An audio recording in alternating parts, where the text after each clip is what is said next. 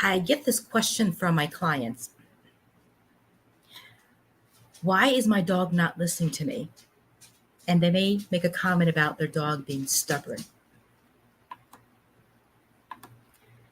Well, do you feel frustrated when your dog doesn't seem to be listening to you either? They're constantly picking up on our cues, both verbal and nonverbal. But sometimes the issue lies in our communication skills, not their behavior.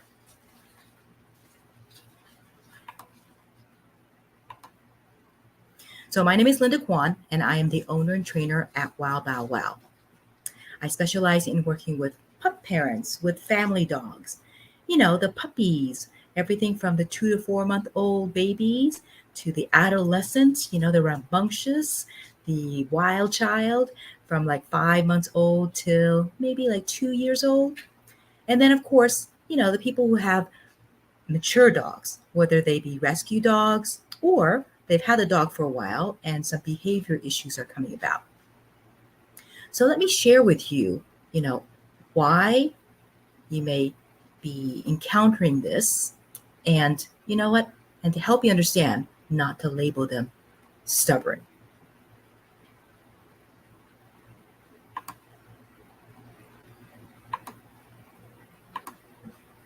So here are some common reasons why your dog might not be following your cues, when you tell them to do something.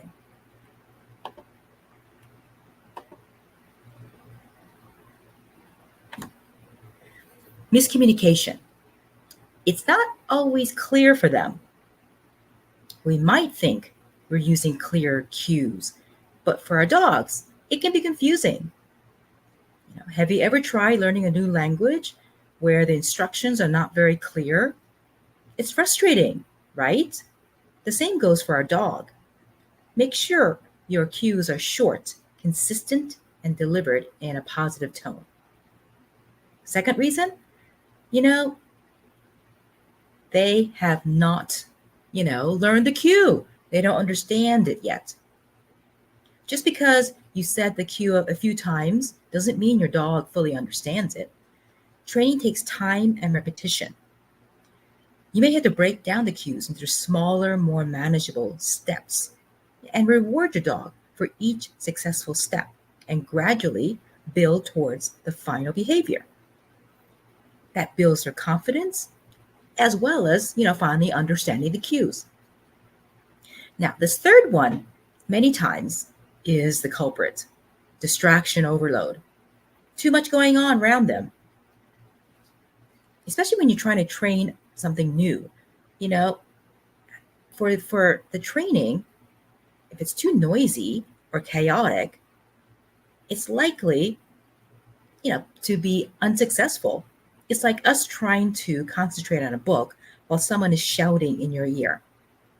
Find a quiet place to focus on training and gradually introduce distractions as your dog becomes more proficient.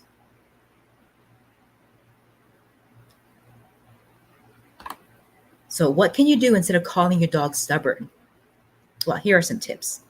First, you have to learn and be more proficient at your observation skills. Pay attention to your dog's body language. Are they confused or stressed when you're training with them? Or maybe even disinterested? Understand their signals will help you tailor your training approach. And if you don't know me already, I'm a positive reinforcement trainer, rewarding good behavior with whether it be food or praise or playtime. Let's make the training more enjoyable for both you and the dog. And it will encourage them to repeat the desired behaviors. The other thing is to keep it short and sweet. The short, focused training sessions are more effective than long, drawn-out ones. 10 to 15 minutes at a time, maybe a couple of times a day if you can. And then end on a positive note, leaving your dog wanting more. Now, once you understand the reasons behind your dog's behavior and focusing on clear communication, using positive reinforcement methods of training and a patient approach, you can build a stronger bond with your dog and create a happy, well-behaved companion. Isn't that what you wanted? Instead of getting frustrated? Now, don't you want to continue working with your dog, building that strong validation for a better trained dog? Or would you rather continue to have difficulties getting your dog's attention? So one of the things I would like to share with you is this. To successfully train your dog, one of the first things you want to establish is connection. One of the many games you can start with your dog is called the orientation game. Now, this is a great precursor for a nice leash walking, consistent coming back to you when you call them, and, having them focus on you instead of the other dog on your walk.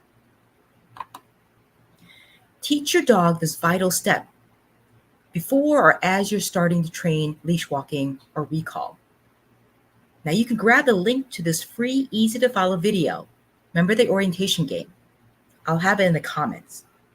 Or else, if you're feeling overwhelmed, call or text the chat about how I can best help you, the best next step for you and your dog. Otherwise, you can check out our programs that I offer at wowbowwowoc.com. Well, thank you for joining me for my Training Tip Tuesday, and I will see you next Tuesday.